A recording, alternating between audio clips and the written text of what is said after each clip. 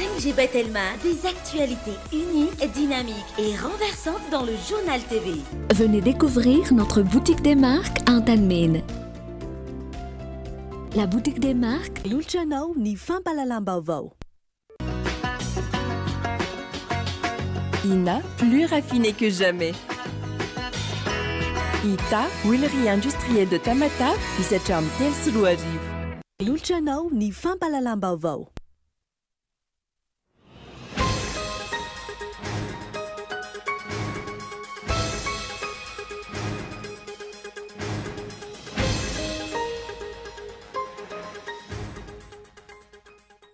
Beriasina ny fifidianana eto Madagasikara hoy ny KMF Knoera nanao tatitra mikasika ny fifidianana ny 12 novambra lasa teo. Araka izany, tsosikevitra roa lehibe no narosin'izy ireo, ivoahana amin'ny krizy sy hananan'ny fanjakana ijoro eo ny antsoina hoe légitimité. Hitarika fanjakana tsy maro toerana, ampizarazarany malagasy ary ampihemitra ny mpampiasa vola ho avy eto Madagasikara ny fidoroan'ny fanjakana avy amin'ny fifidianana tsy mangarahara sy tsy ampy fandraisana anjara mavitriky ny olo-pirenena iny, hoy ny antoko politika marina tamin'ity androany ity. Tsy misy naturalisation par filiation araka ny voizina ary entitra ny fepetra napetraky ny fanjakana frantsay momba ny fahafana mizaka ny izy ho pireneny. Mazava fa nangataka ny ho frantsay ary nahazo izany sy nanariny mamalagasy azy Andry Rajoelina ny taona 2024. Olona misy 5 no lavon'ny balan'ny zandary tetsy Tanambao Andohany Mandriseza androany, tokony ho tamin'ny 12 atoandro. Araka ny fanadihadiana, nanao akanjo miaramila ireo olona lavo ary nahitana vola tao anatin'ny fiara tsy mataho-dalana nentiny. Any ivelany, tanora 7 no maty ary maro ireo naratra vokatry ny fifanosehana nandritry ny hetsika andraisana miaramila atao Congo Brazzaville omaly alina. Fifanosehana teo amin'ny vavahady idirana ny kianjan'ny Michel Tornano no nitarika ny loza. Ny andinidinin'ireo avy hatrany ary.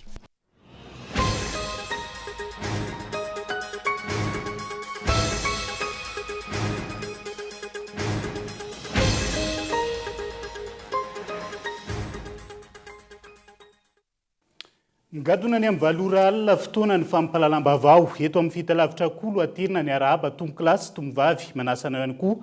Anaraka izany hatramin'ny afarany hoentintsika manokatra ny fampalalam-baovao amin'ity alina ity. Mitoetra ny fizaran'ireo fampanantenana nomeny ny antoko TGV ireo mpividy azy amin'izao fotoana izao.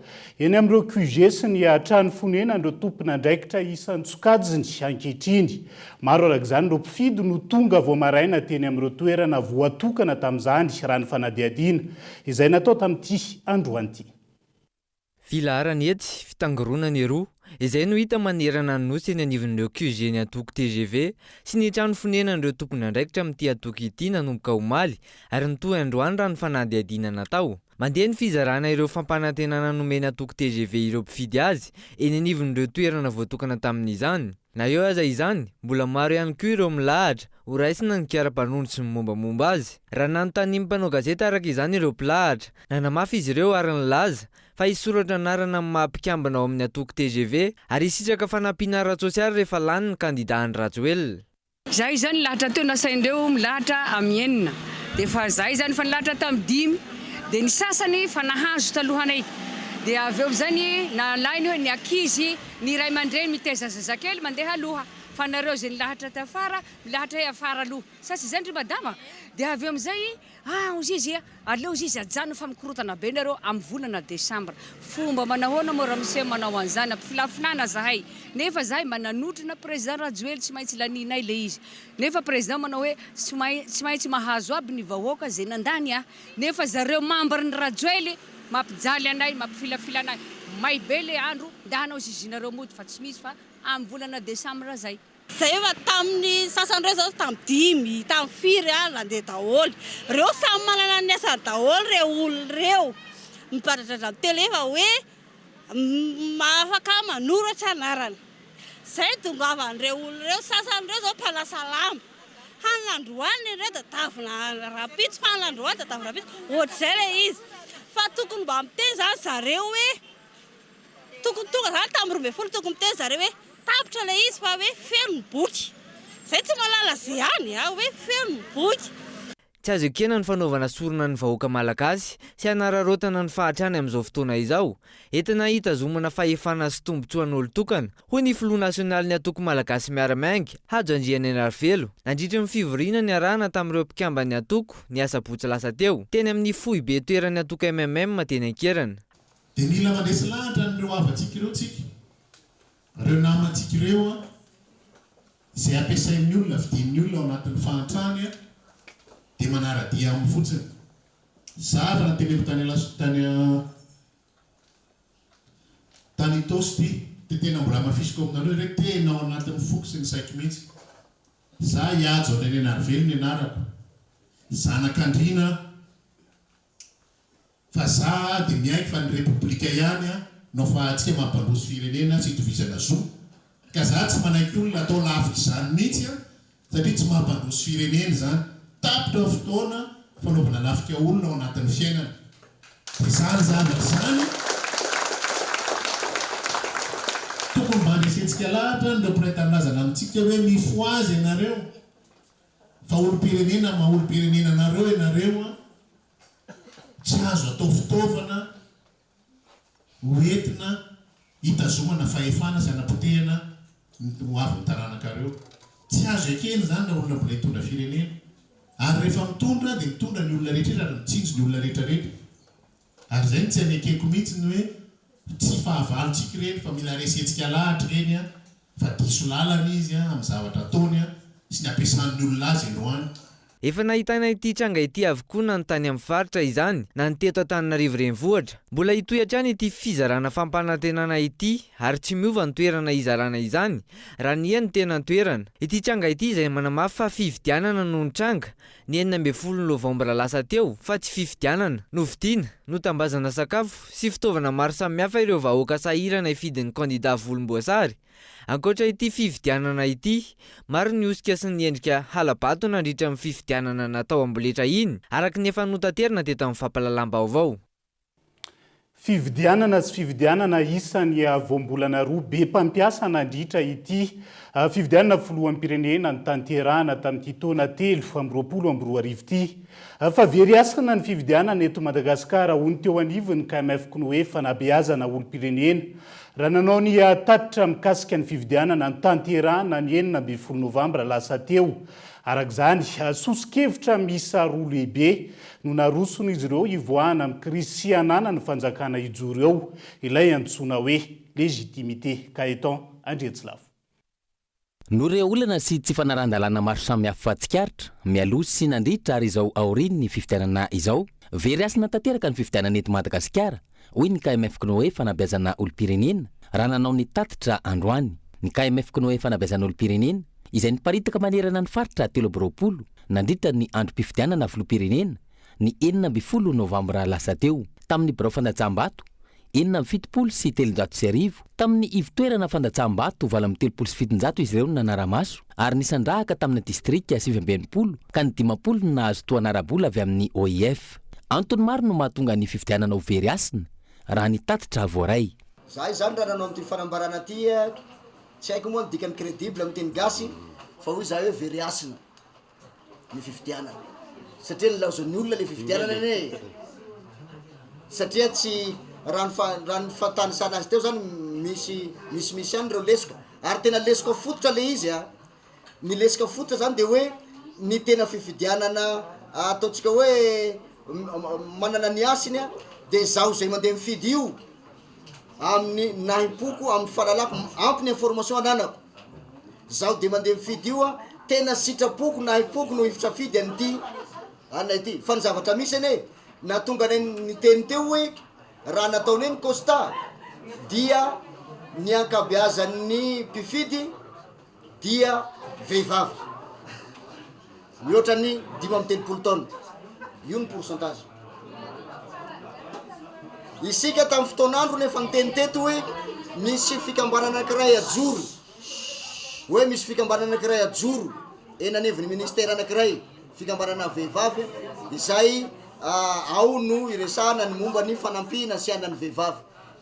Etsika mahita hoe ireo vehivavy no maronisana andeha nifidy misy fandraisany ve de mametra-pantanina tsika tena fototra ane zany hoe tena ilay safidy ve tena ao anatin'le conscience le olona efa niresaka atsika n'le tike teto tamin'ny farany ireny olona reny rehefa nahitahitany mpanao membre bureau électoral tany zahay satria ny pratique mifidy ny fokon'olona anankidimy de reny olona dimy reny mitendreny iany amin'ny Ratsamangaiky ny seni fa tsy haiko na enina fivoriam-pokon'olona nanendry olona anankidimy hitantana bureau de vote fa zahay tsy nahita donc principe lehibe nge zany fa ny akabeazan'ireo olona hitanay tena indrindra any ambanivohitra zany de mpampianatra daholo ny membre ny bureau électoral fantanina mipetraka zany hoe fa nahoana tsy ny pratika misy ho de averiko foana ny fokon'olona no mifidy olona dimy zay olona fatany fa mahay manoratra olona fatany fa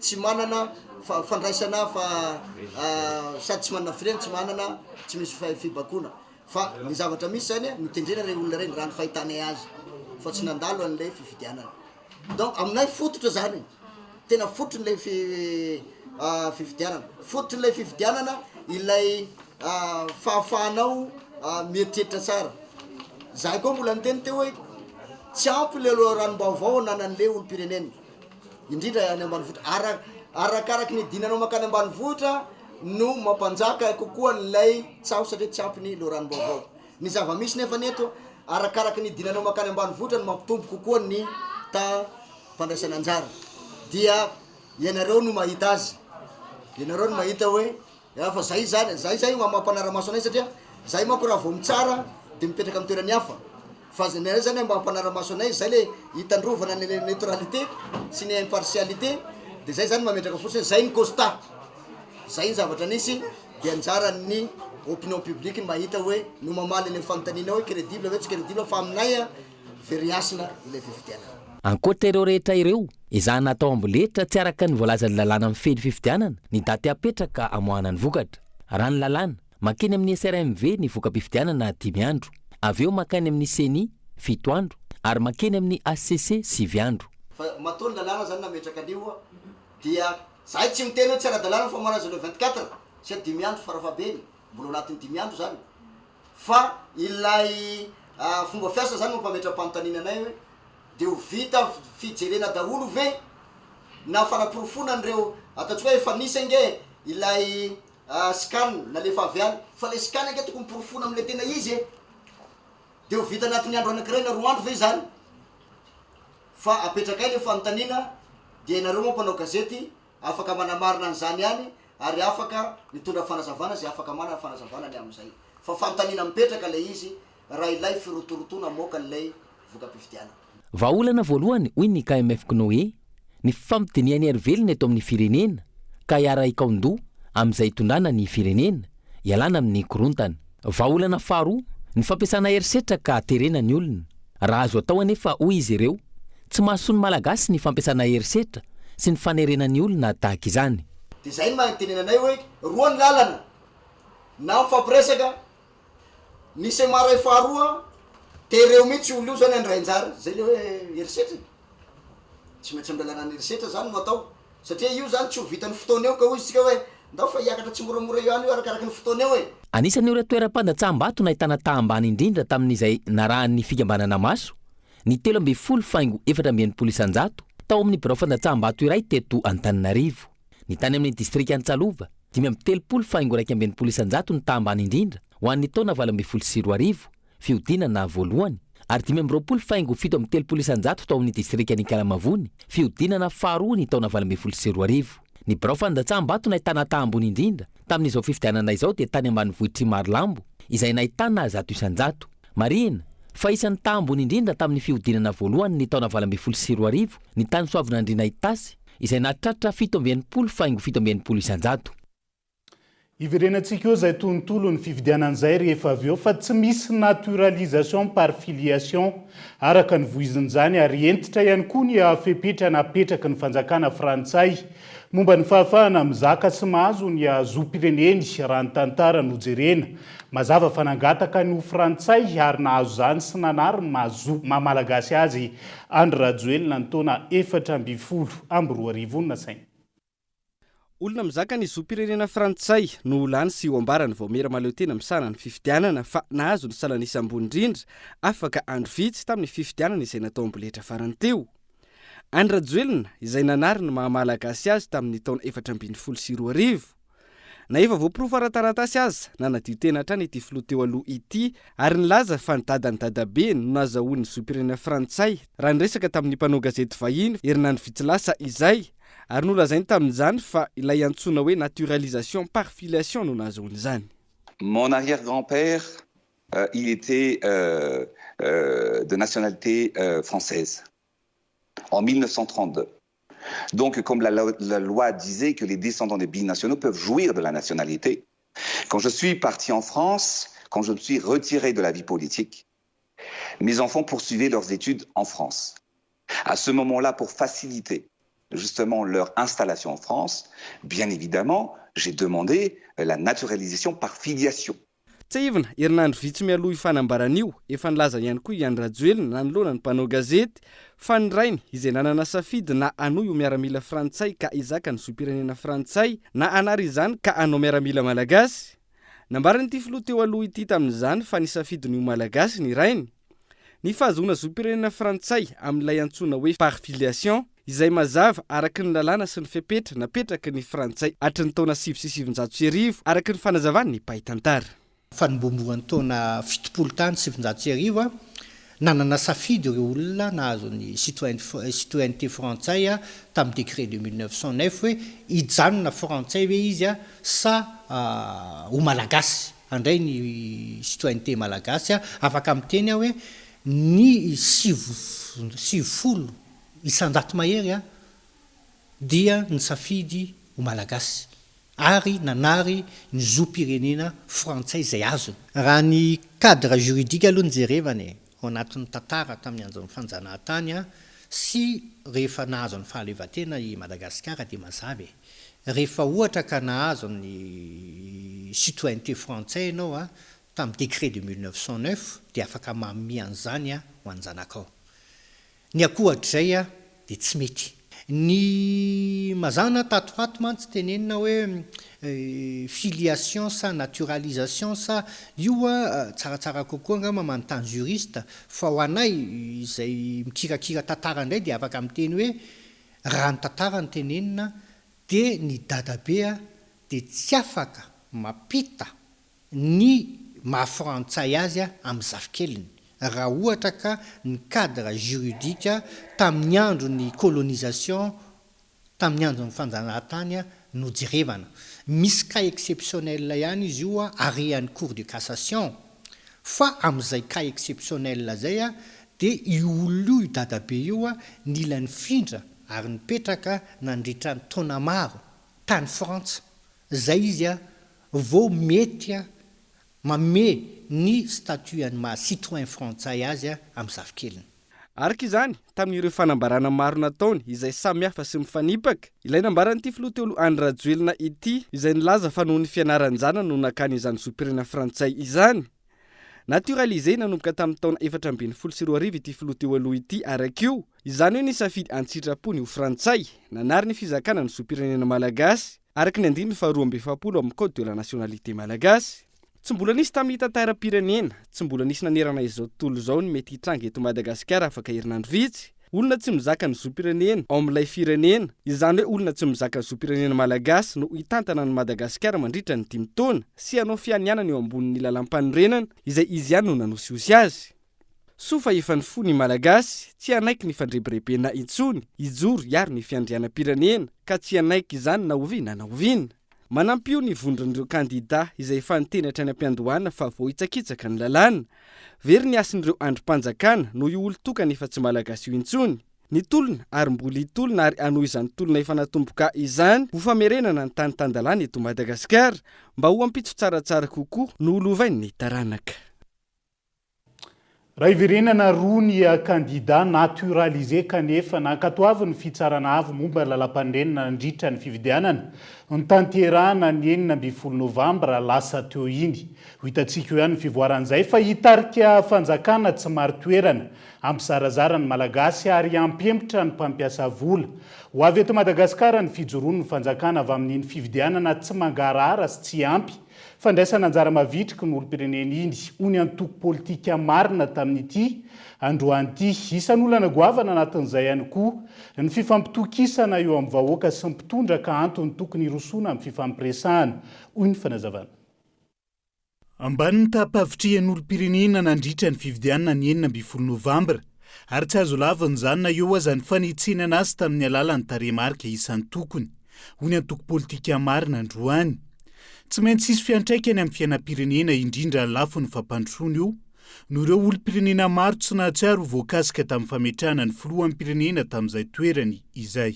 Dikan'izay raha misy zany ny atao hoe drafitra fampandrosoana na vina fampandrosoana dia anisan'ny zavatra ngezabe ny hoe adhésion na hoe faharisian'olona handray anjara amin'ilay vina fampandrosoana n'ilay atao hoe aksa na zotra fampandrosoana izay na hoe apetraka ny mpitondra fanjakana eo. Izay ilay ataontsika hoe faharisian'olom-pirenena hanaraka n'ilay vina fampandrosoana zany rehefa tsy ampy dia efa sarotra ilay ampandrosoana ilay firenena. Ray zany zay. Fa raha manarak'izay ao anatin'ny antsoina hoe fanjakana tsara tantana na antsoina hoe bonne gouvernance dia tsaroa fa fepetra voalohany dia ny hoe fandraisana anjara ny olo-pirenena na hoe participation citoyenne ary miendrika ambony indrindra amin'ny fandraisana anjara ny olo-pirenena dia fifidianana. Dikan'izay zany dia efa endrikana fanjakana ratsy tantana zany raha ohatra ka hoe tsy mandray anjara ny olo-pirenena amin'ilay fiainam-pirenena na ara-politika io na ara-toekarena io na ara-sosialy io. Sanatry fotsiny ara malaina andohetra ary ny olona zay mbola malaina sarotra be nge zany. Sarotra be zany satria ino no miatoka amin'ny fihodinam-bola n'ilay fanjakana. Any fotsiny dia efa problème.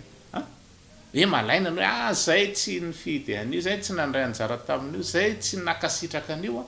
Zany zavatra mila fandravonana mba hiteraka firaisan-kina amin'ny malagasy. Ankoatra ny olo-pirenena izay nambara marina fa hiraviravin-tanana manoloana ny fandraisana anjara amin'ny fiainan'ny pirenena, ampempotra ny mpampiasa vola andraraha eto Madagasikara ihany koa ny fijoroan'ny fanjakana avy amin'iny fividianana tsy mangarahara iny. Isika izay efa tafiditra anatin'ny lisitry ny firenena arisika na tsy hanana ny mpampiasa vola antoka nandritra ny taona maro. Na tiana na tsy tiana zany misy ny atsotsika hoe singa maromaro rehefa hampiasa vola amina firenena anankiray ianao dia misy singa maromaro tsy maintsy dinia amin'ny mpampiasa vola satria matoa izy hampiasa vola ty dia manantena azo tombony izy zay. Dikan'izany tsy maintsy jereny ny antsoina hoe riska na hoe inona no mety ho trangan-javatra mety isin'ny hoe very ny volany napotika ilay fiariny dia izay zany tsy maintsy mijery izy antsoina hoe stabilité zany hoe misy ve fahamarina toerana stabilité zay. Fa mety misy koa hoe ilay antsoina hoe climat d'affaires zany hoe ilay tontolo ny fiarina ve tena azo antoka dia rehefa mahita izy hoe zay mahatonga hoe pays à risque sa tsy pays à risque zany hoe firenena azo antoka amin'ny fampiasam-bola sa tsy azo antoka dia anisan'ny singa anankiray jereny lafiny politika. Eo zany mety isy fiatraikany ihany koa hoe mety hampieritreritra amin'ny mpampiasa vola satria izy tsy maintsy anadiady ihany koa hoe nanahoana ilay reto fitondram-panjakana mijoro reto fomba natongavany teo amin'ny fitondrana dia raha ambany be ilay taham-pandraisana anjara zany dia efa miteraka fisalasalana amin'ny olona mety hamatsy vola satria famatsimbo tsy fampiasana vola ny tsotriny antsika hoe manao business hoe andevidiko ry dia amidoka etsy fa lavitrezaka iny matetika eo amin'ny hoe 10 taona na 10 taona na 20 taona na mihoatra raha nikajikajy ny mpampiasa vola anankiray afa mamerina n'ilay vola tsy mahazo an'ilay tompony. Dikan'izay zany raha mbola tsy mahazo antoka ny hoe 10 taona izy dia efa sarotra. Isan'ny tsy azo hidovirana manoloan'izay ny fifampiresahana ampitovy ny fomba fijeriny rehetra indrindra mpitondra sy ny vahoaka anatrarana ny tanjona iombonana mpandrosoana ny firenena hoy ny antoko politika marina. Ireo mikiribiby tsy hiroso amin'io izay sokajin'ny antoko sy ireo mpisehatra maro ho tompon'antoka amin'ny fampizarazarana ny malagasy sy izay mety ho ampitso ny firenena manoloana tsy fitovi-kevitra amin'izao fotoana izao. Manoloan'izay rehetra izay dia takiana ny anaovan'ny senifa na diadin'ireo tsy fanarahan-dalàna tsikaritra mialoha nandritra ry taorian'ny fividianana ny 9 novambra lasa teo amin'ny fahefana nomeny ny lalàna azy ony teo anivony KMF Knoe fanabeazana olom-pirenena tamin'ity androan'ity. Andrasana ihany koa ity farany fanasaziana ireo rehetra nandika lalàna nandritra izay fividianan'izay. Maro ny endrika tsy fanarahan-dalàna tsikaritra mialoha nandritra ary taorian'ny fividianana filoham-pirenena no tanterana ny 9 novambra teo iny hoy teo anivony KMF Knoe fanabeazana olom-pirenena izay isa nandray anjara tamin'ny fanaraha-maso ny fividianana filoham-pirenena iny. Endrika tsy fanarahan-dalàna tsikaritra izy ireo ny fisokafan'ireo voka-pifidianana tamina birao fandatsaham-bato misy 20 tonga teny anivony SRMV tao Betafo sy ny fanaterana voka-pifidianana tany amin'ny délégué tao Ankilizato. Ny délégué tao an-toerana izay fantatra fa nanatitra izay voka-pifidianana izay samirery teny anivony SRMV raha tokony ny délégué sy ny sefokotany no voafaritry ny lalàna hanatitra izany. Ny fisiana tovana listrana fampidirana anaran'olona anaty listim-pifidianana andro iray mialoha ny fifidianana izay manitsakitsaka amin'ny principe de gel de la liste toy ny niseho tetsy Ambohidratrimo, Andramasina, Antananarivo boriboritany faha-5, Antananarivo boriboritany faha-9, Beloa ary ny tao Androy. Tsapa manoloan'izany fa tsy ampy ary tsy tsara ny kalitaon'ny fampiofanana nomeny seni ireo mpikambana anatin'ny birao mpifidianana ho iatran'ny KMF Knoe ka nisy fiantraikany ratsy tamin'ny fitantanana ny birao fandatsaham-bato izany.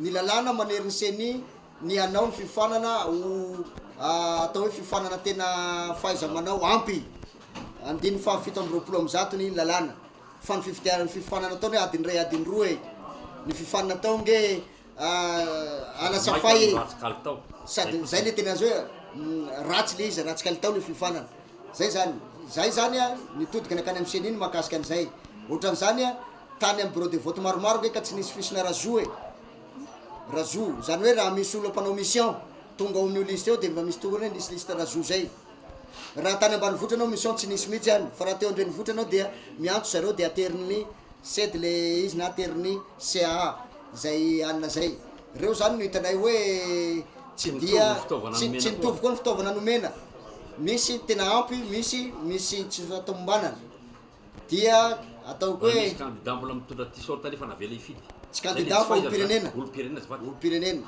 zany tao amin'ny tana 2 dia ohatran'izany a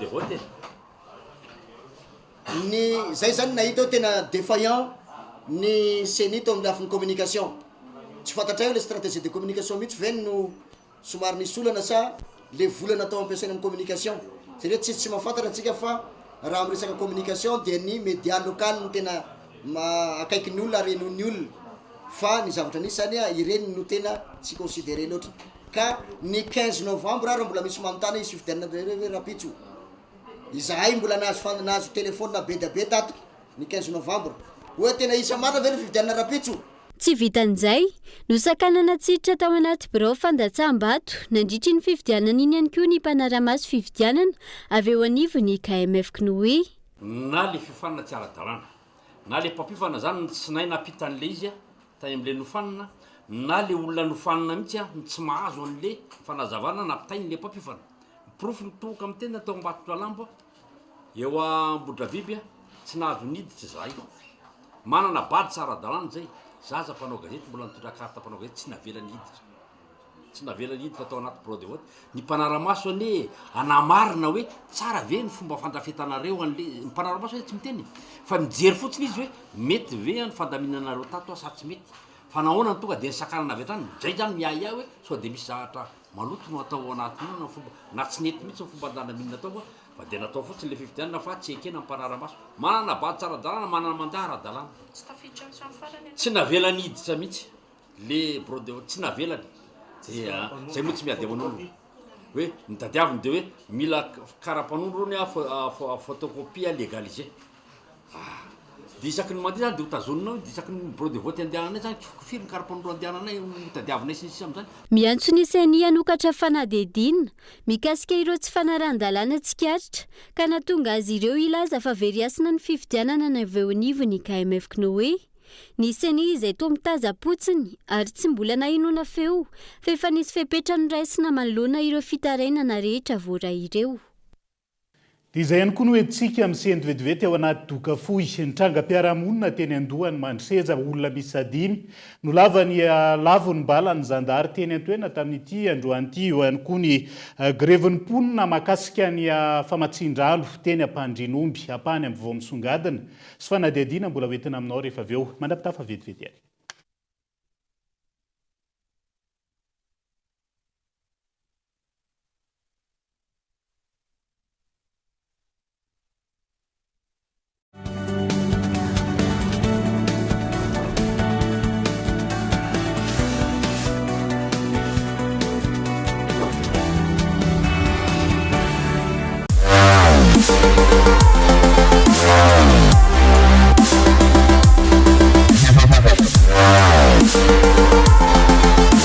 Découvrez de nouvelles sensations. La Fibre Go est chez vous pour 99 000 par mois. Oui, vous avez bien compris, 99 000 seulement. Abonnez-vous vite en Télémashop.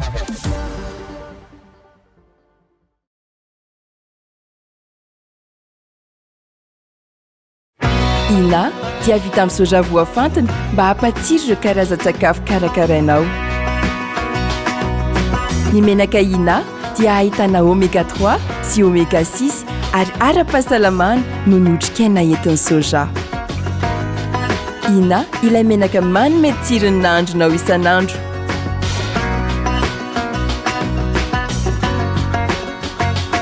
Ina, plus raffiné que jamais.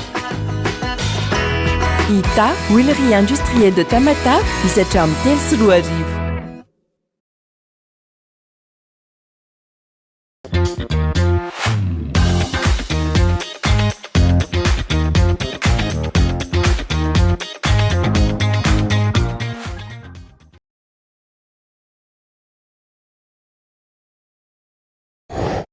Briquet Bic. Comptez sur Bic. 3000 allumettes équivalent à 2 briquets sans marque ou à un seul briquet Bic Maxi. Briquet Bic. Comptez sur Bic. Faites le calcul. 3000 allumettes équivalent à 2 briquets sans marque ou à un seul briquet Bic Maxi.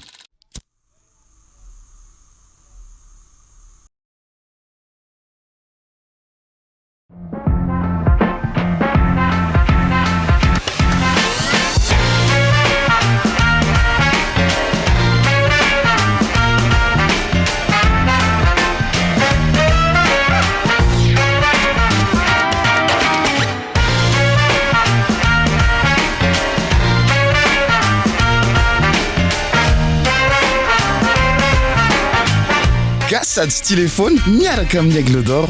Vaovao be collection miavaka sady moderne noforon'ny artiste Matli na ho an'ny ankizy na ho an'ny lehibe. Aigle d'Or manandratra avo ny antsika.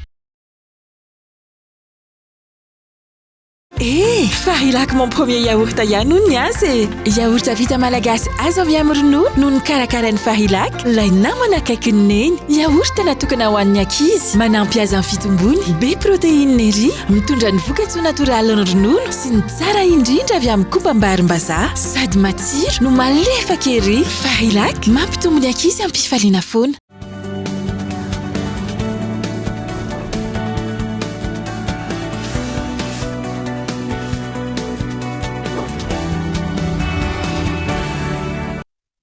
Mamenina ny araba trano tombo kilasy tongovavy tonga soindray ato anatin'ny tapany faharoa amin'ny fampalalam-bavao amin'ity alina ity. Avy hatrany dia tranga-piarahamonina no ndeha isan'ny tarantsika izay olona misy 5 no lavo mibalany zandary tetsy Tanambao Andohany Mandriseza tamin'ity androan'ity tokony tamin'ny 12 ora atoandro. Araka ny fanadihadiana natao teny an-toerana.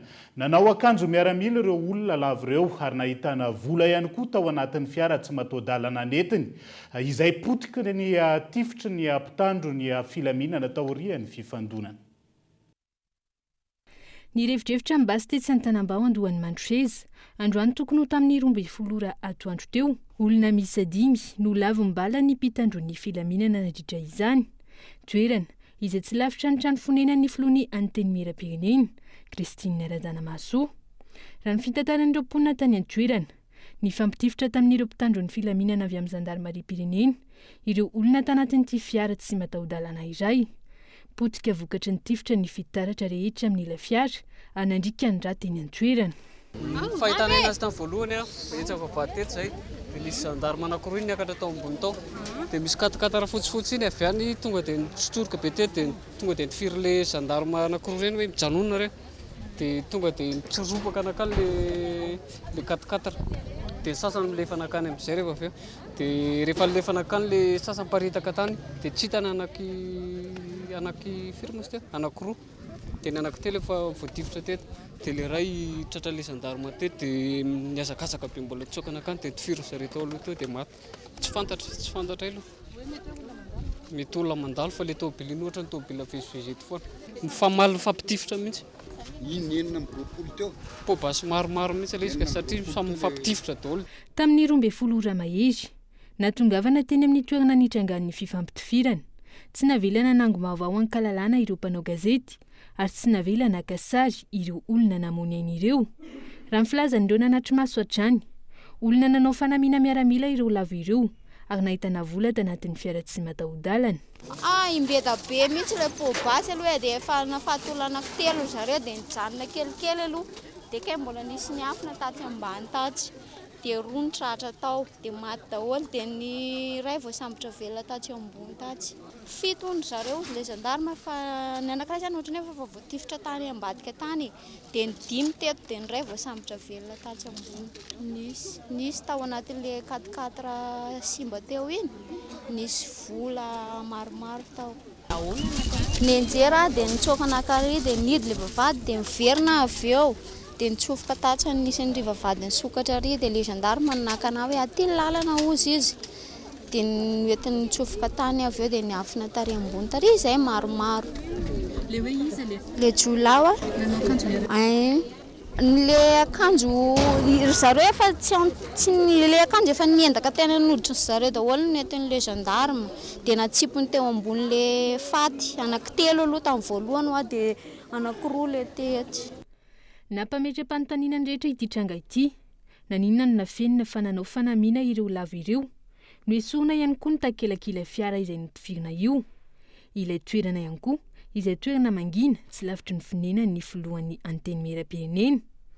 Raha ny fantatra ihany koa manodidina ny 1.5 miliara ariary ny vidin'ny fiara tahaka izao izay sokajin'olona ihany no manana azy amin'ny akabeny.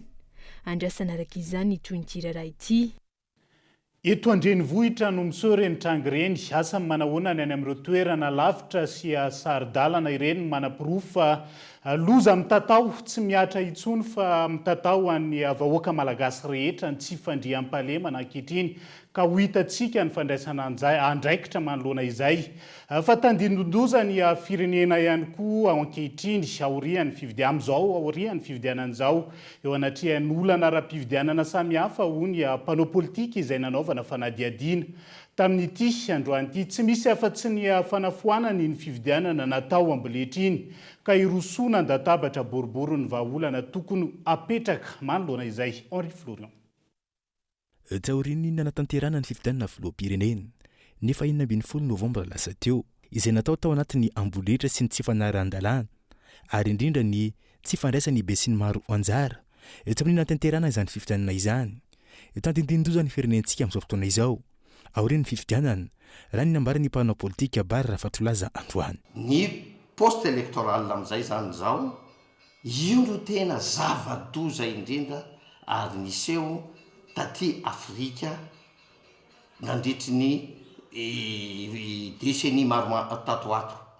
Ohatra ny zavatra nitranga tany Kenya, ohatra tany Côte d'Ivoire, zay tena loza mitatao ho an'ny firenena anankiray zay isian'izany crise post électorale zany satria lasa misy ny guerre civile na le hoe adi-poko ady saritaka ao aminatina firenena anankiray. Tsy loza mitatao intsony izy ty fa loza miantra eto amin'ny firenena raha tsy misy ny fifandefera, raha tsy misy ny fifampiresahana amin'ny ery anankiroa mifanandrina amin'izao crise post électorale zao.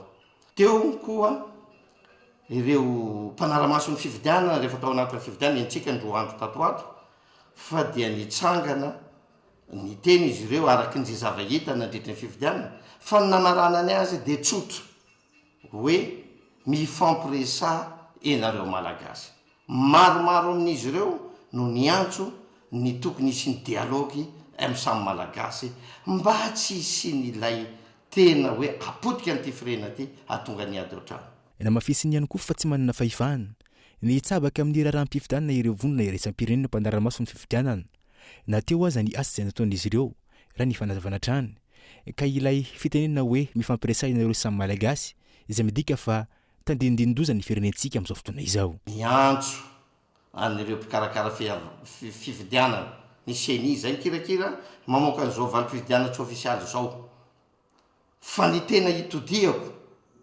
dia ilay fitsarana avy momba nalampanorenana efa maromaro ny zavatra nanakiana ny vahoaka malagasy an'io androm-panjakana anankiray io ka ny faniriko ny vavahako ny talaoko amin'Andriamanitra ary tena androaliako mihitsy hoe mba latsahany fanahy masina ianareo amoaka ny valim-pifidianana ofisialy io dia mba tsy siny zao zavatra tena loza mitatao amin'ny firenena zao dia mba lazao re ianareo amin'ny fitsarana avy amin'ny lalam-panorenana hoe mitombona ary azo raisina ny fanafoanana ny fifidianana izay natao tamin'ny 9 novambra iteo mitaky fanomezan-tanana avy amin'ny mpanao politika ny firaisamonim-pirenena ny ankolafy maro samihafa ny zava-misy ankehitriny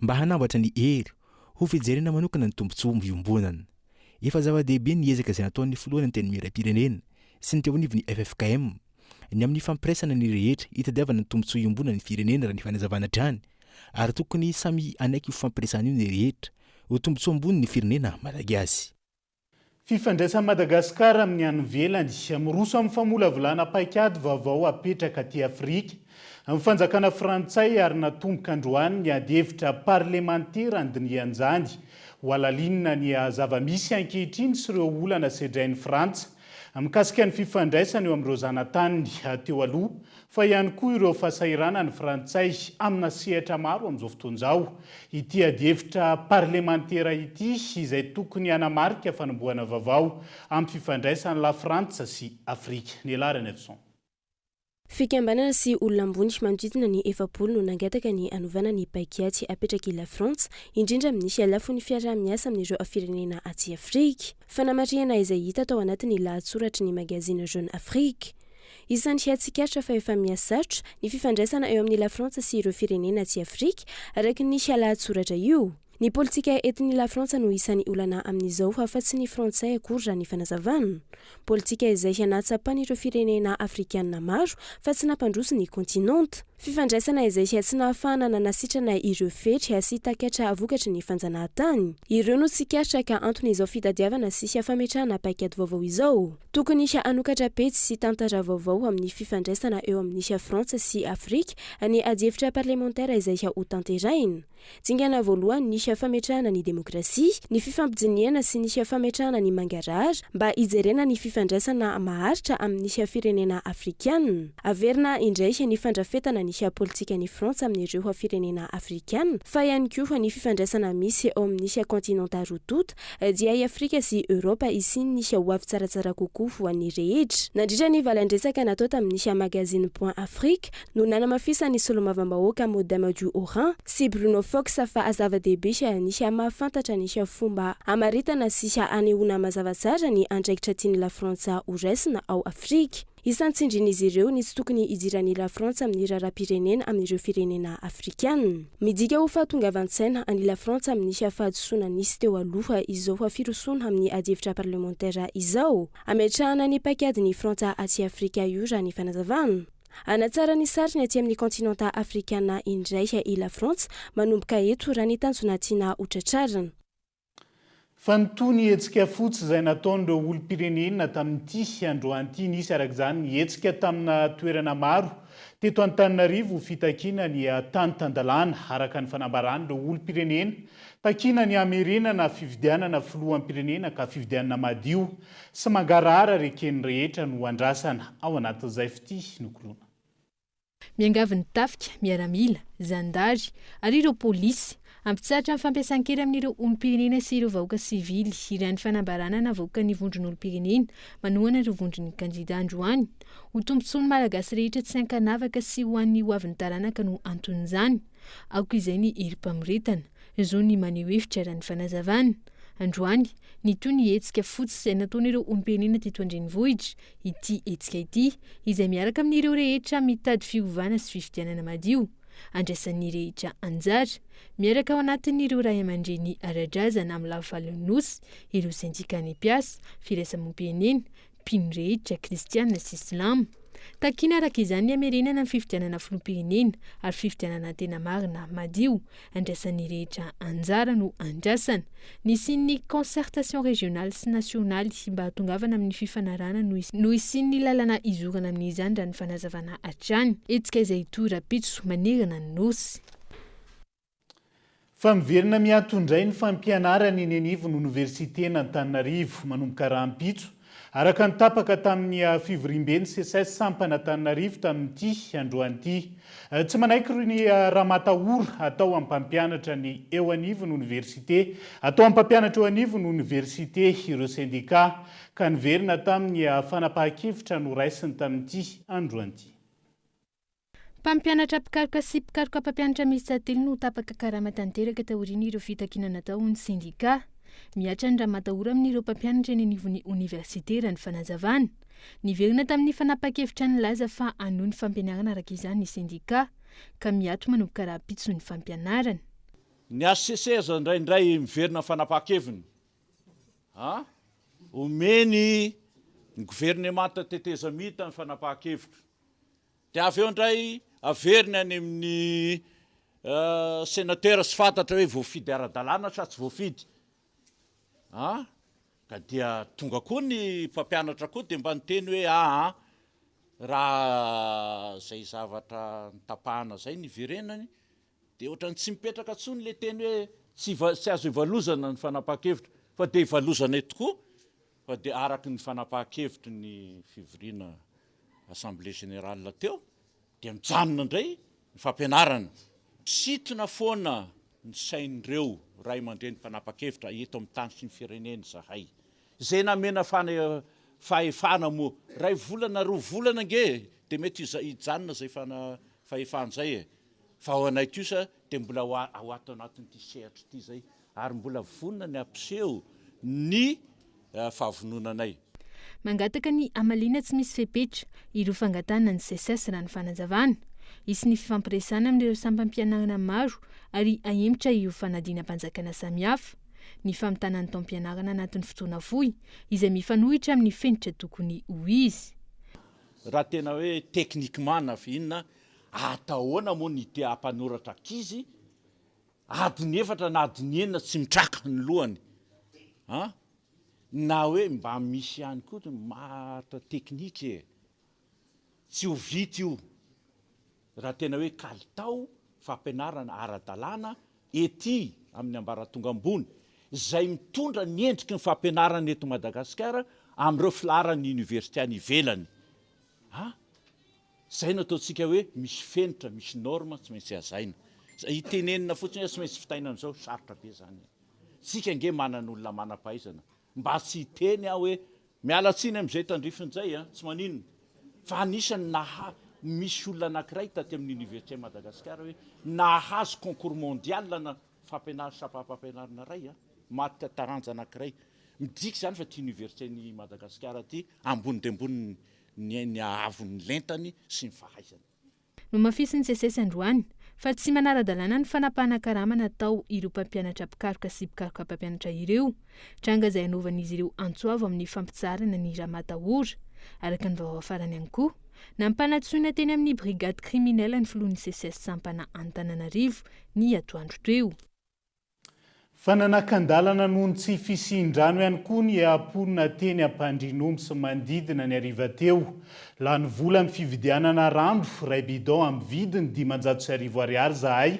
Hoy izy ireo ary efa bolana no niatrehan'izany olan'izany ny faktura. Tsy maintsy aloha amin'ny jirama ankila ny tombo hatrany raha ny fitarainana indrindra ho an'ireo manana pompin-drano manokana. Gaeton Andriatsilava.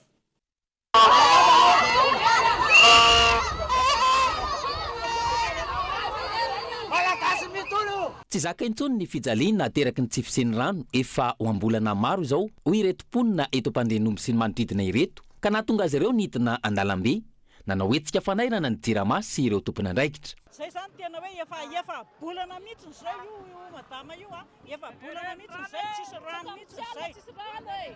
Tsisy rano mihitsy atatiny efa bolana tsy atandro tsy alina rano amin'ny lava-drano no annay ny WC foseptika manodidina anay efa maimbo tsy azo iainana tsy mihitsy amin'ny fofona fa tena maimbo. Dia aty ambony aty izao ny vidin'ny rano 5 000 bidon ray nefa ny karama mbola mitondra anazy. Mbola misy karama mitondra anazy. Mitondra anazy midina zany mbola 500.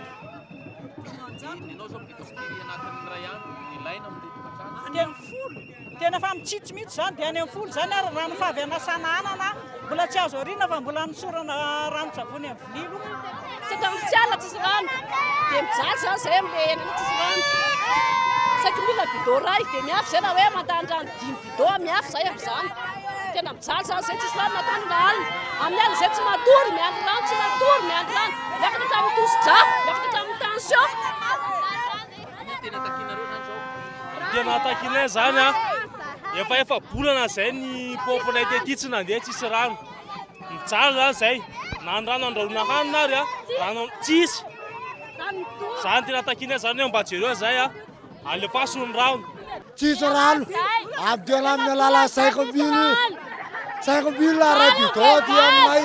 Tokony mila tolotala Any Besarety sy ny manodidina ny makarano raha ny fitarainana voaray. Ho an'ireo izay tsy manana fotoana, tsy maintsy mividy amin'ireo mpivarotra rano ka 1000 ariary hatramin'ny 500 ariary ny ray bidon. Miampy 500 sara ny fitaterana. Zay zao miasa Tsiambady gasy. Hatram'izay nesanay tao 20 taona zay tsy mbola natsaka rano société nesanay raha tsy voa izao. Aizany misy société matsaka rano amin'ny tôbila any Besarety any Ankera any tena mizaly sisy rano efa bolana be izao zay sisy rano. Mba voay le rano jirama aza mpizaliana le vahoaka. Mandro seza tsy ritra fa ahoana ny ampizaliana ny vahoaka tena mijaly vahoaka. 5 000 bidon ray eto nefa 5 000 kapoka amin'ny vary or Cédric aza mpizaliana vahoaka.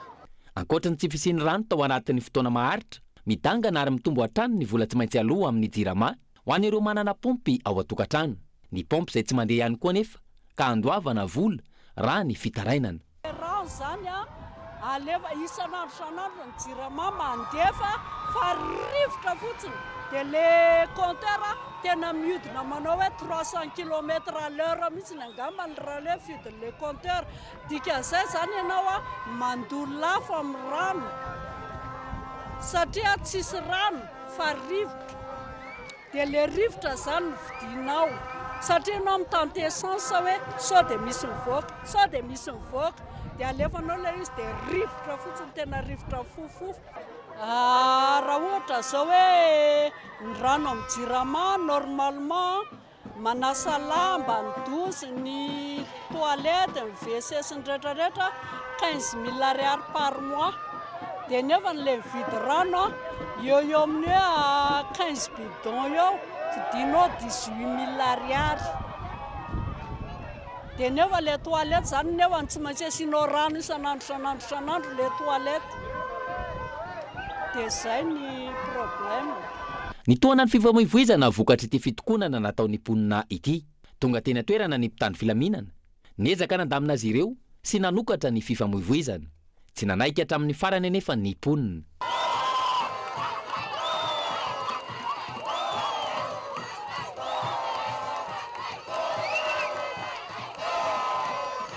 Nanamafy hatrany ireto mponina ireto fa itoy ny fitokonana tahaka izao raha tsy misy vahaolana roso aingana mikasika ny rano fisotro madio. efa nisy fanaterana bonbonina nataony jiramao izy ireo saingy napetraka tena toerana fotsiny tsy nisy rano tao anatiny mitovy amin'ny tsy misy ihany zany raha ny fanazavana tsy aivina tsy ny aty ampandrianompo sy ny manodidina ihany no misedra olana tahaka izao amin'ny rano fisotro madio. Iverenantsika vetivety ny atranga ny mpiaramonina reny mpianakaviany ray izay tsy hita ny fianakaviany ka nanaovana fikarohana nandritra ny 2 volana mahery no hita mpitandro ny filaminana ny nofo mangatsikany tao an-tokotany na trano finenany ray tao amin'ny fokotany Mahazina Antsirabe. Ity reny mpianakaviana ity izay fantatra fa mpiasa eo anivon'ny commune Ambonivohitra Antsirabe. Andrindrina Randriamiarsokolo Antsirabe. Ny talata 12 ny volana septambra 2024 sy 20 lasa teo no nanomboka tsy ity reny mpianakaviana iray ity no sady tsy tratra antso ihany koa ka nanomboka nanao fikarohana ireo fianakaviana sy ny zandarmariam-pirenena teto Antsirabe. Voka fanadihadiana izay nataon'ireo mpitandro filaminana dia ny alahady ariva fa 5 ny volana novambra 2024 sy 20 lasa teo no hita tao an-tokotanina tokantrano iray teto amin'ny fokotany Mahazina Antsirabe ny vatamangatsika n'ity reny mpianakaviana ity 2 volana mahery aty aoriana ny tadiavana azy. Raha loharano bavao azo avy ao anivon'ny zandarmariam-pirenena eto anivon'ny brigady Andranomadio Antsirabe dia novonoina sy notazomina kely n'ity reny mpianakaviana ity ka rehefa maty dia nalevin'ireo olon-dratsy teo an-tokotaniny ihany.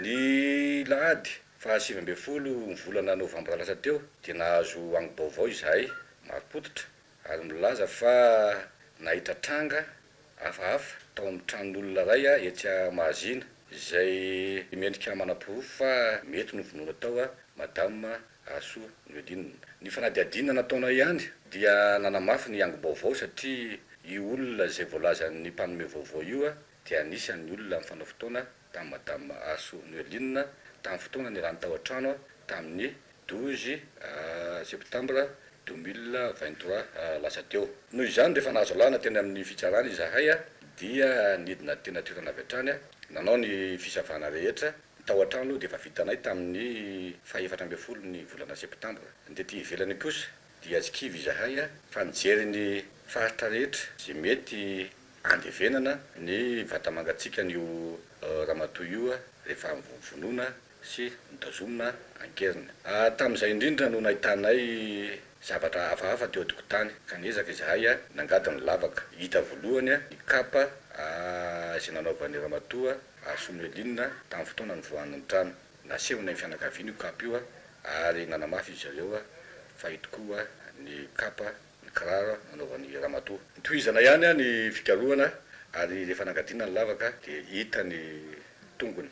Teo izay dia nanapa-kevitra fa hiantso tera ao amin'ny BMS dia nitohizana fangadiana ny lavaka ary hita tokoa ny vatamangatsika ny ramatoa Aso Noeline. Raha ny fizahana nataon'ny dokotera sy ny fanadihadiana nataonay nahita maso ny rehetrarehetra dia niseporina tamin'ny sase ny taty amin'ny tendany ary efa maty dia nalevina teo an-tokotanin'ny tompokeloka ihany. Raha fantatra dia olona mpivady-paneran-tany ireo navandoza sy tompon'antoka tamin'izao raharaha izao ary efa lasa nitsoaka ireto farany. Nisy ihany koa ireo mpiray kombakomba tamin'ity raharaha ity izay efa tratra mpitandro filaminana ka hiakatra fampanohavana tsy ho ela ao aorian'ny fanadihadiana raha ny fanazavana azo avy amin'ireo zandarmariam-pirenena. 2 volana mahery zay no nafatesan'ny ramatoa Aso Noeline. Tsy dia hoe potika be hoe efa mihitsy anakory ny nofony fa mbola misy be dia be ny ahafantarana azy tsara marihana fa ny tompokeloka tamin'izao eroka be vava zao dia efa mitsoaka olona mpivady izy ireo ndray ny asa tety Antsirabe ary ndray azo lazaina hoe mpanera amin'ny resaka tany. Na izany naty izany dia efa misy ny olona mpiray kombakomba amin'izao raharaha zao efa voasambotra. Misy olona 2 izy ireo dia voatazona ato aminay atao andro masy hoentina eny amin'ny fitsarana aorianan'ny fanadihadiana. Amafisiko ihany fa ny vaovao maripotitra sy ny fanadihadiana lalina nazahoana izao vokatra izao. Araka izany dia mbola hitony fanadihadiana ary mbola ao anatin'ny fikarohana tanteraka ireo navandoza ny tandro filaminana mahakasika ity raharaha famonoana reny mpianakaviana iray tamin'ny fomba fianao bibiny ity izay fantatra fa mpiasa teo anivon'ny commune Ambonivohitra Antsirabe. Ataon'ny fitondram-panjakana sy ireo mpisehatra samihafa eto an-toerana fitaovana angalam-bola amin'ny mpiara-miombona antoka ny fahasairana ny mponina ny Atsimbo indrindra ny kereo ny solombavambahoaka ny Madagasikara vonjy tavanandro ny namonjena ireo vahoaka ny faritra Atsimbo fa tsy nisy paikady matotra ny adina tamin'ny kere hatramin'izay ilarina sonia. Olana famatsian-drano ahafahana mivelatra amin'ny fambolena io no isan'ny olana fototra mahatonga ny fahasahiranana ara-tsakafon'ireo mponina amin'ny faritra Atsimo hatramin'izay isan'ny nampanantena ary nanome tokony hamaha io olana io ny fitondrana rajoelina tamin'ny alalan'ilay pipeline nodradradradraina saingy efa taona mahery izao tsy nisy asa nandeha. Isan'ny politika ny mpitondra ny fanisy ny tsy fanafoanana ny kere ahafahana misitraka vola avy amin'ireo mpiara-miombonantoka hoy ny solombavambahoaka nampanihy. Any Atsimo manokana dia tena hoe mizaka anjeran'ny aina. Raha izy koa ohatra ity resaka kere ty eto Madagasikara nge tsisy kere zany dia tena hoe mamenatra be mihoatra ny any Atsimo. Fa firy taona misy PAM eo, misy ADRA, misy rehetrarehetra dia ny fanjakana manampy anatin'ny naninona no mandraky ny androany tsy foana ny kere. Ny antony avela mihitsy ilay kere ho eo dia atao fangataham-bola amin'ny mpiara-mombonantoka dia misy 4 ho faina any, misy fizarana vary any dia zay tiana zarana ihany zarana tsy any amin'ilay tena ivantanan'ilay izy rehefa diniana zany dia tena natao hitadiavam-bola mihitsy ny fisian'ny kere any Atsimo na ho an'ny fanjakana zany na ho an'ny ONG zany na ho an'ny olona misehatra amin'ny resaka ady amin'ny kere. Fa firy taona zay kere tsy mety tapitra fa raha reny vola eno anaovana tatitra reny no nanaovana tohadrano ny zarana masom-boly ny fehezana ny rano ambolena rano iompiana rano sotroiny olona tsisy kere tany Atsimo. Faritra afaka mivelona sy mivelatra tsara amin'ny alalan'ny ariana-kibon'ny tany ao aminy ny faritra Atsimo saingy ny politika mpanjakana no mampahantra azy raha ny fanazavana ihany. Ny zavatra nangatahana ny mpitondra nge dia tsotra fehezon'ny rano ambolena dia afaka mamboly dolo ny olona fa tsy mety salamanompa ny hoe ndao fa nona ianareo dia zarana vary kely zany vary zarana masaka zany any aminay mamenatra zany tsy misy olona tena hoe opa ho azy zany mena vary masaka zany satria mahamenatra salama hoe olona efa tsy afaka manokona sakafo intsony.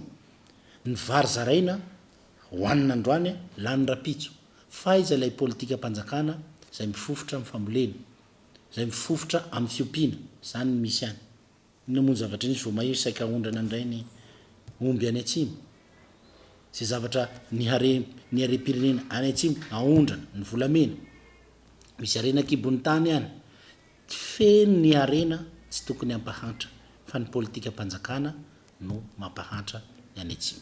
Ankoatra ireo olana iray isan'ny mampiraviravin-tanana ireo mponina Atsimo nosy ihany koa ny tsy fandriam-pahalemana ny asan-dahalo tsy mahasahana ny fitandrona ny filaminana ny mpitandro ny filaminana any an-toerana raha ny tatitra ihany raha toka anarivo ny ireo mpitandro ny filaminana avangongo eto an-drenivohitra izay tsy hiaro ny vahoaka sy ny fananany araka ny tokony ho andraikiny fa anao herim-pamoretana. Ijanona any amin'ny tapany Atsimo nosy vetivetsika ahina ny siny fifandonana eo amin'ny zanak'Androy sy ny zanaka mahafaly teny Mao Toliara raha tsy misy ny fandraisana andraikitra ao anatin'ny fotoana fohy. Antony nanao fanambarana ireo zanak'Androy avy amin'ny distrika misy 5 monina Toliara tamin'ity androany ka nilaza fa tsy ekena ny zava-mitranga any atoerana amin'izao fotoan'izao fanampanazavana. Efa nampahafantarina ny ray aman-dreny mahafaly teny Mao moa ity fanamboazana ny razanay tandroy ity zay natao antsoratra tamin'ny daty 7 oktobra 2024 nefa tsy nahitana vahaolana fa fitaka indray no nataon'ireo ray aman-dreny mahafaly teny Mao ireo anay. Nisy araka zany ny foko narazan-kafa nanao fanelanelanana nefa mbola tsy nahatambokatra izany. Vokatra izany dia izao indray ny mahafaly teny Mao mitory anay zanaky Androy tandroy any amin'ny zandary misahana ny heloka bevava ao sanfily sy any amin'ny fitsarana. Mahagaganay tandroy izahay natao amboarazana sy ny tetezana ny razanay indray notorina ambazaha. Koa noho izany dia mbola mamerina ny antro avo ho antsika tandroy rehetra manerana ny Madagasikara izahay tandroy sy zanaky Androy monina Toliara indrindra ny hazomanga fotra ao Androy. Isika tandroy zanaky Androy dia manana porofo ara-panjakana mikasika izany fanamboazana ny razantsika tandroy izany. Eto mpamaranana dia hisy ny fanaterana ny antony sy fampahafantarana natonta taratasy rehetra momba izany hatolotra anareo manam-pahefana etoliara tsy ho tompontrano mihony mikasika ny maha amboa ny tandoy alohany handraisanay ny fanapahan-kevitra masina tirazagny naho ty hazomanga ndray te iamiririo ty tsiriry lianosemboro avao ty taminy iazo antoa masina vetivetsika ao anatin'ity vaovao manaraka ity nisokatra androany tamin'ny telo ora tolakandro ny taom-piotazana litsi 320 any Madagasikara vokatra manodidina ny 540 sy ray alina taonina no ahondra Madagasikara eo amin'ny tsena iraisam-pirenena mialohan'ny fetin'ny krismasy ny ena nefa ny tahany vokatra raha toka voatazona ny kalitao ao anatin'izay erinora zafamanina kolo toa masina vao maraina no efa tazana teny am-potitra ny letsi ireo pioty mianda miambavy manao ny fikarakarana rehetra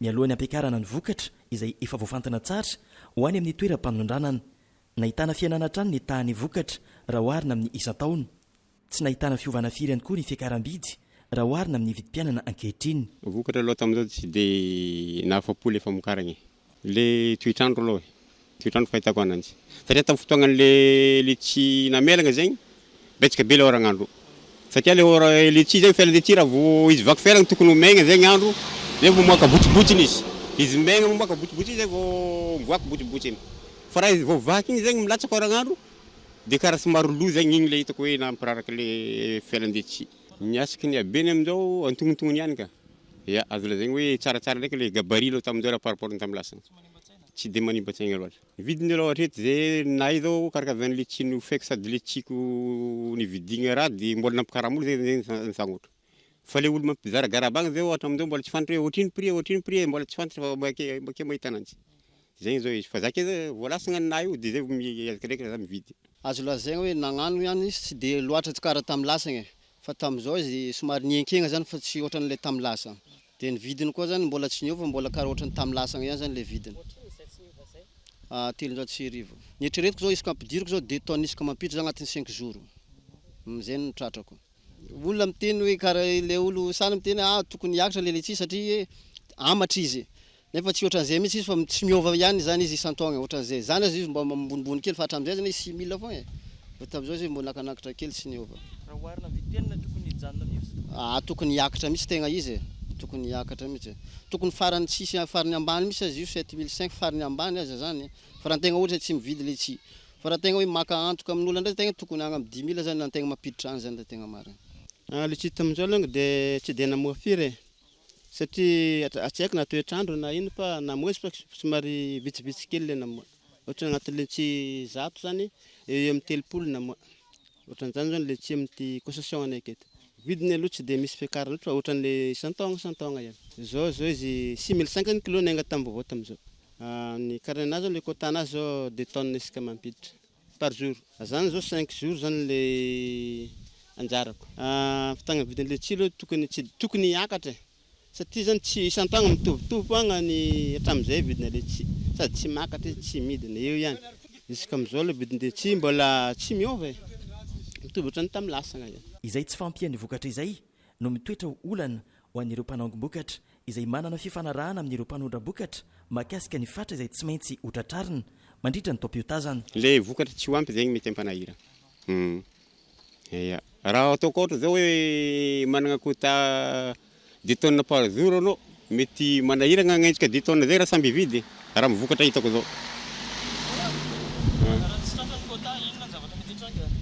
tsy haiko exportateur mety mahita ny ataony mety agnakatra prise na hoe mpikarama olo izy trandraka agny ambanimbany volo agny iny mety misy le tsy ambany volo be agny fa le sarodalagny ary zay correcteur koa zao magnano contrat amina automobile dia raha tonga dia tegna midésert be raha be regny dia mizaka izy sao dia simba automobile location mbola mora kanefa location amizao miakatra be dia mbola hoe taony mora dia zay zao mety agnano sarotra aminanjy location zao karaha nenay zao fa magnanika amin'ny 3 millions automobile amin'ny 2 tonnes zay kanefa contrat-ny par voyage io par voyage indraiky hatramin'izay ndraiky miakatra fa fataonay azy isan-taogna ke raha vao miiva le raha dia miiva koa le mangataka miary zalahy mbo hoe fiara-miasa le raha dia azon'izay tao ndraiky mizaka hoe koa zegny ataony dia tsika efa niara-miasa dia ivantsika hely izy any amin'ireo mpanango-bokatra no tena mety isian'ny fatiantoka raha toka ratsy ny tsena feran'ny mpanondrana ho 300 ariary ny vidin'ny iray kilao amin'ny letsi mety ho latsaka izany anefa no mety ho fiafaran'ny vidiny raha ny zava-misy isan-taona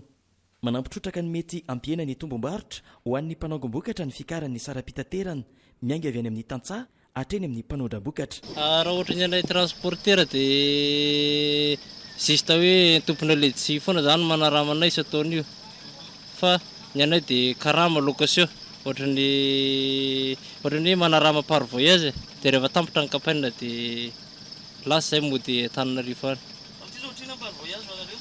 Par voyage nay zay amin'ity 5 alina sy 10 metsy eo miantoka gasoil zay miantoka rehetrarehetra mihitsy.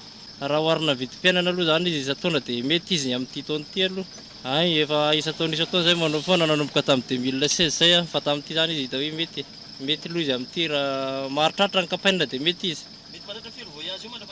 Mety eo amin'ny 10 eo 10 na 8 farantsy afaka. Letchi manodidina ny 540 sy 1 alina taonina no vinavinaina aondra ny Madagasikara ho any amin'ny tsena iraisam-pirenena amin'ity taom-panondranana mialohan'ny fetin'ny krismasy ity. Mpanaongom-bokatra manodidina ny 710 no mameno ireo fatra ireo mandritra ny 12 andro.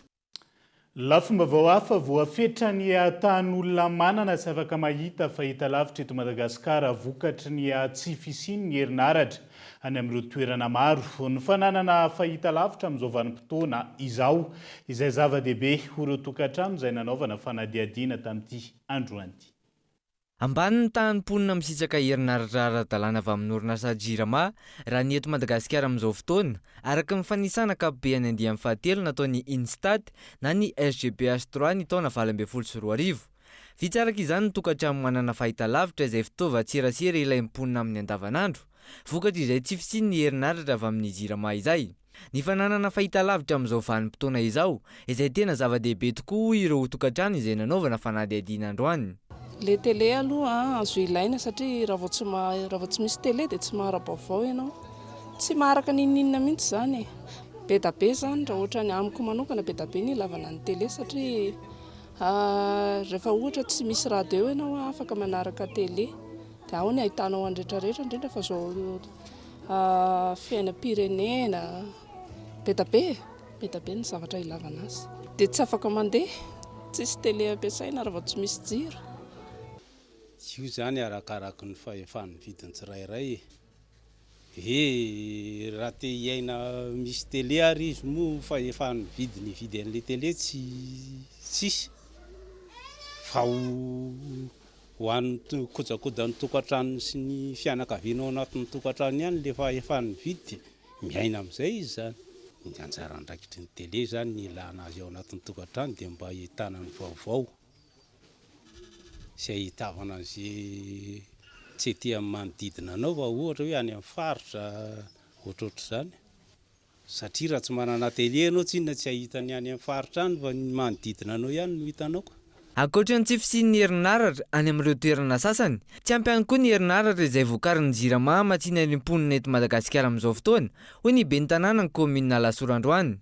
Matetika ny zavatra misy moa efa manana ny fahita lavitra ny akamaroany ny tokantrano rehetra fa raha ny amin'izao zavatra misy eto izao satria Lasoro dia commune azo ambara hoe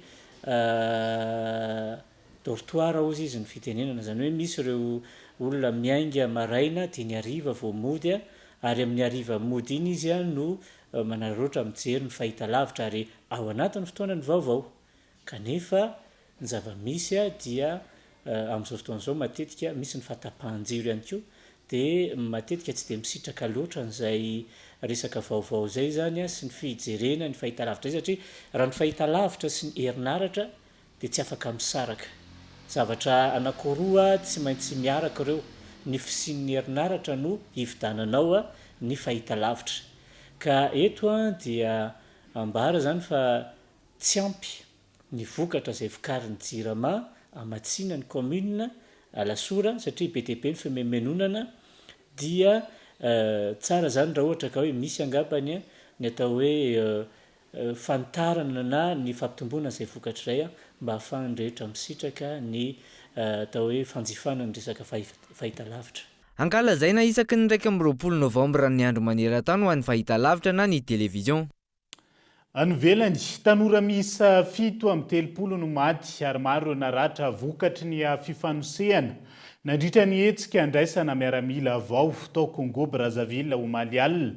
Fifanosehana teo amin'ny vavahady idirana ny kianja Michel Dornano no nitarika ny lozaka maro ny anjera sy voahitsaka nandritra izay.